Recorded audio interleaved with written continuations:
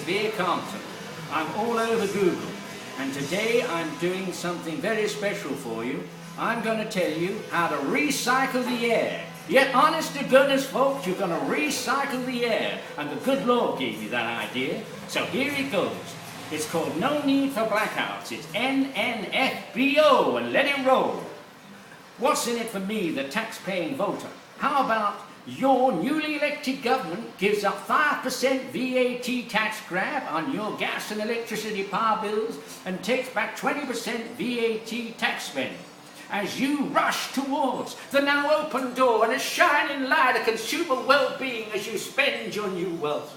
Yes, let your government make good the promise to switch quantitative easing to you, the voter, and as it does so, end the state of fuel poverty by putting into law via a white paper that would see no one will ever have to pay for hot water and central heating in their nominated domestic residence yet to be defined.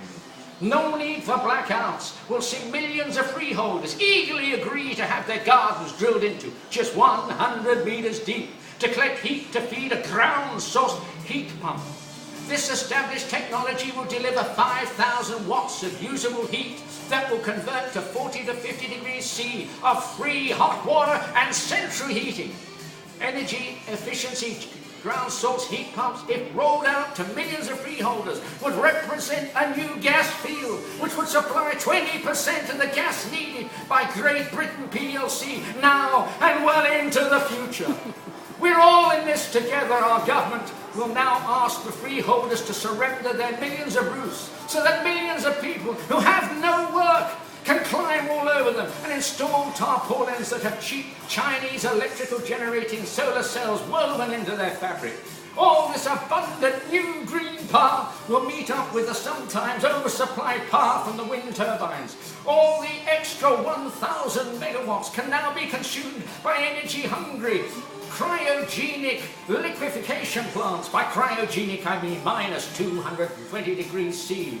The said plants will now drop out even at parts per billion per volume, heavy metal of mercury, liquid helium, and liquid hydrogen. So pure, it'll kickstart the hydrogen economy.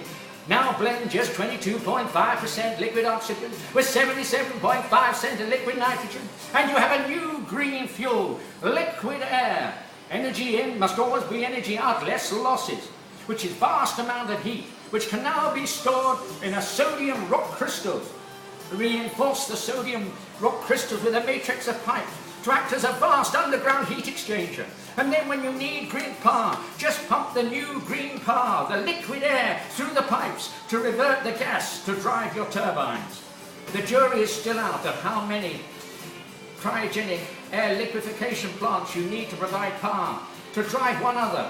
The one product that is not in the above list is liquid CO2, and as a liquid it has a high value and can be sold back to the hydrocarbon industry from whence it came. You, the voter, have voted in a government that will oversee the rollout of hundreds of thousands of cryogenic air liquefaction plants, which will now convert Great Britain PLC into an energy-efficient nation to such an extent that we can use old liquid petroleum gas tankers to export our surplus liquefied air to others who have yet to build their own plants.